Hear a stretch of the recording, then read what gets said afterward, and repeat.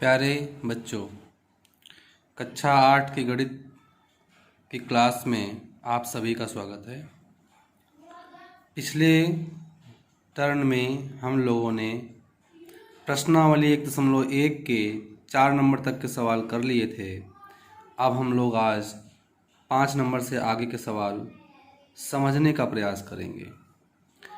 देखिए कि लिखा हुआ है 5वां सवाल, निम्नलिखित प्रत्येक में गुणन के अंतर्गत उपयोग किए गए गुणधर्मों का नाम लिखिए।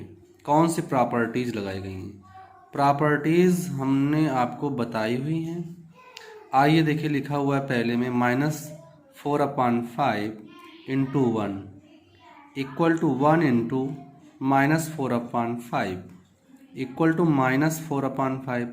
आपको मैंने एक प्रॉपर्टी बताई थी, a into 1 equal to 1 into A equal to A, यानी 1 का मल्टीप्लाई किसी भी संख्या में हम करें तो उस संख्या पे कोई प्रभाव नहीं पड़ता है। तो 1 क्या कहलाता था? गुणात्मक तत्समक कहलाता था। तो ये आपका जो सत्य है, ये स्टेटमेंट, वो गुणात्मक तत्समक के रूप में सही है। ये प्रॉपर्टी लगी है। अगला देखें बच्चों, -13/17 इंटू -2/7। आप देखेंगे आगे लिखा हुआ है -2/7 इंटू -13/17। देखिए इसमें ऑर्डर चेंज हुआ है। पहले -13/17 को आगे लिखा गया था, बाद में इसको पीछे लिख दिया गया है। अर्थात यहाँ पर जो प्रॉपर्टी लग रही है वो है a into B equal to B into ए।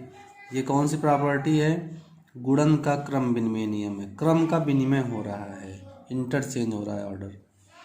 आइए, -19/29 इंटू 29/-19 इक्वल टू 1 है। तो किसी संख्या में उसके अगर व्युत्क्रम का मल्टीप्लाई करते हैं तभी 1 आता है। तो ये व्युत्क्रम है या गुणात्मक प्रतिलोम इसी को कहते हैं। तो ये गुणात्मक प्रतिलोम के नियम से सही है। तो अगला छठा सवाल देखेंगे हम लोग। 6/13 को -7/16 के व्युत्क्रम से गुणा कीजिए। तो पहले हम -7/16 का व्युत्क्रम ज्ञात कर लेंगे। व्युत्क्रम आपको मैंने बताया है 1 कर दिया जाता है। जब 1/-7/16 करोगे तो डिवाइड के ठीक नीचे डिवाइड एक और लगा हुआ है, तो नीचे वाला डिनोमिनेटर पलट के ऊपर चला जाता है। तो 16 1 जा 16 हो जाएगा।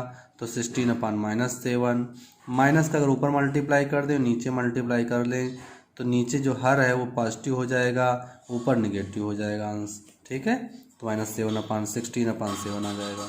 अब इनका गुणा कर देते हैं। तो 6/13 इंटू -16/7, तो 16 6 जा 96 और 13 7 जा 91। तो माइनस साइन और आगे लग जाएगा क्योंकि ये प्लस है, ये माइनस है। तो प्लस इंटू माइनस क्या होता है? माइनस होता है। तो ये आपका आंसर आ जाएगा। अगला सवाल देखेंगे हम लोग। बताइए कौन से गुणधर्म की सहायता से आप 1/3 इंटू 6 इंटू 4/3 को 1/3 इंटू 6 इंटू 4/3 के रूप में अभिकलित कर सकते हैं। पहले बच्चों देखें आप, 6 इंटू 4/3 में ब्रैकेट लगा था, बाद में हमने शुरुआत की दो संख्याओं में ब्रैकेट लगा लिया है, ये ब्रैकेट लगा लिया है। तो ये गुणन का सहचर्य नियम है।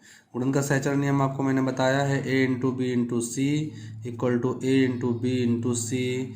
जिसमें पहले b और c को ब्रैकेट में रखते हैं, सॉल्व करते हैं, या तो हम a इंटू बी को पहले सॉल्व कर लें। तो ये है एसोसिएशन लॉ, यानी गुणन का सहचर्य नियम है। 8वां सवाल देखेंगे हम लोग। क्या -1 सही 1/8 का गुणात्मक प्रतिलोम 8/9 है? चेक करना है, अगर है तो क्यों है और नहीं है तो क्यों है। तो -1 सही 1/8, 8 1 8 1 9 हो जाएगा। 1 होल ऑफ 1/8, तो 8 1 जा 8 प्लस 1 9 हो जाएगा।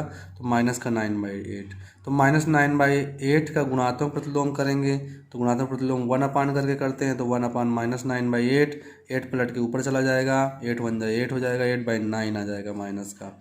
लेकिन अभी हमारा ये दे रखा था 8/9 ये कह रहा था, जबकि हमारा निकला कितना है?